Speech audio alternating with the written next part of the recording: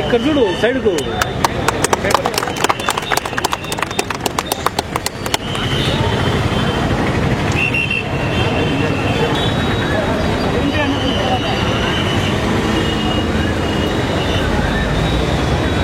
దగ్గర నుంచి ఈ రాష్ట్రంలో కాంగ్రెస్ పార్టీ కార్యకర్తలను ఆ రోజు అధికారానికి తెచ్చేదానికి ఉపయోగపడే నాయకులందరినీ కూడా చాలా ఇబ్బందులు పెడుతున్నారు. అందులో భాగంగానే వైఎస్ జగన్మోహన్ రెడ్డి గారిని కనీసం ఓదార్పు యాత్ర కూడా చేసుకోనియకుండా అడ్డుపడడంతో తన తండ్రి ఆశయాలను కొనసాగించండి అన్న నేరానికి, అదేవిధంగా తన తండ్రి చనిపోయిన కారణం చాలామంది ప్రజల్లో అనుమానాస్పదంగా ఉంది, దాన్ని ఎంక్వైరీ చేయండి అన్న కారణంగా అతన్ని పార్టీ నుంచి బయటికి పంపించడం జరిగింది. ఆయన తప్పని పరిస్థితుల్లో మా అందరి కోరిక మేరకు వైఎస్ఆర్ కాంగ్రెస్ పార్టీ ఏర్పాటు చేయడం జరిగింది. ఆ రోజు నుంచి కూడా మరీ కక్ష సాధింపు చేసి ఆయన జైలుకు పంపించాలని చెప్పి శంకర్రావు గారితో తెలుగుదేశం పార్టీతో కుమ్ముక్కై హైకోర్టులో పిటిషన్ వేయించి ఆయన మీద సిబిఐ ఎంక్వైరీ వేయడం జరిగింది. సరే, సిబిఐ ఎంక్వైరీ మాకేం అభ్యంతరం లేదు, ఆయన అరెస్ట్ చేసిన దాన్ని కూడా మేము బాధపడడం లేదు. కేవలం 10 రోజుల్లో ఎన్నికలు పెట్టుకొని ఎన్నికల్లో ఇబ్బంది పెట్టాలన్న ఉద్దేశంతో ఈ 18 శాసన ఎన్నికలు పార్లమెంట్ ఎన్నిక తప్పకుండా అన్ని సీట్లలో జగన్మోహన్ రెడ్డి అభిమానులు వైఎస్ఆర్ కాంగ్రెస్ పార్టీని గెలిపించబోతున్నారు. ఆ గెలుపు ద్వారా ఈ రాష్ట్రంలో ఏ ఎమ్మెల్యేలు కూడా వాళ్ళ వైపు ప్రభుత్వం వైపు ఉండకుండా అందరూ ఈయన వైపు రావడం, ఖచ్చితంగా ఈ ప్రభుత్వం పడిపోవడం, మళ్ళీ ఎన్నికలు రావడం, జగన్మోహన్ రెడ్డి ముఖ్యమంత్రి కావడం సిద్ధమనే పద్ధతిలో కాంగ్రెస్ పార్టీ కక్షగట్టి ఈరోజు అరెస్ట్ చేయడం జరిగింది. ఈ అరెస్టుకు నిరసనగా రాష్ట్ర వ్యాప్తితో భాగంగా జమలమూడులో కూడా నిన్న బంద్ పాటించడం జరిగింది.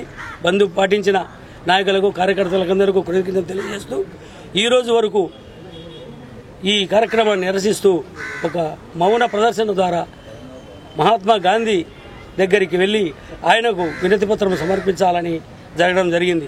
అదేవిధంగా కార్యకర్తలందరికీ విజ్ఞప్తి, రేపటి నుంచి కూడా ఒక వారం 10 రోజులు రిలే నిరాహార దీక్షలు అదే పాత బస్టాండ్లో చేయడం మొదలు పెడతాం.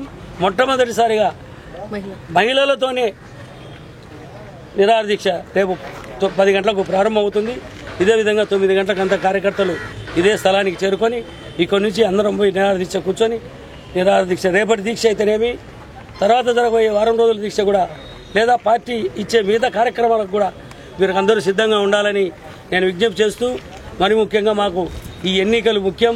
18 ఎన్నికల్లో మనం గెలిపించినప్పుడే కుక్క కాటుకు చెప్పు దెబ్బలా అయ్యి తెలుగుదేశానికి కాంగ్రెస్కు రెండింటికి బుద్ధి రావాలి. కాబట్టి ఆ ఎన్నికల్లో కూడా మనం అందరం ఎవరి బంధువులు ఎవరి స్నేహితులు ఉంటే వాళ్ళందరం సాయం చేయాలా. నా వరకు అయితే నేను ఈ రోజు నుంచే కోడూరులో ఉండడం జరుగుతుంది.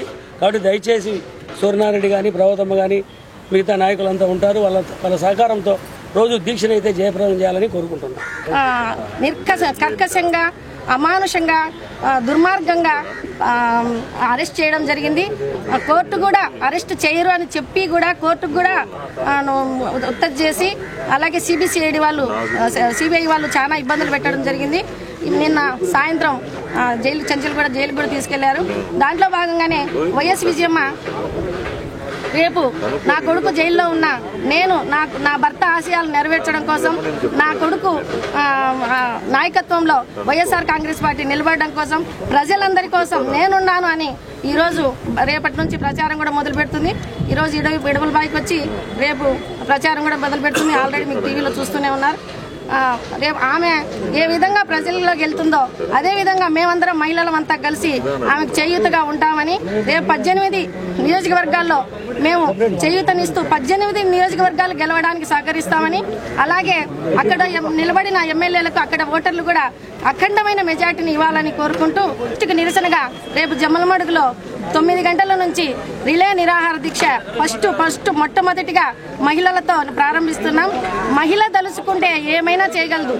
అందువల్లనే ఫస్ట్ మా నాయకుల సహాయ సహకారాలతో రేపు నుంచి 9 గంటల నుంచి మహిళలతో ప్రారంభించి మహిళా శక్తి ఏమిటో నిరూపించుకుంటాం.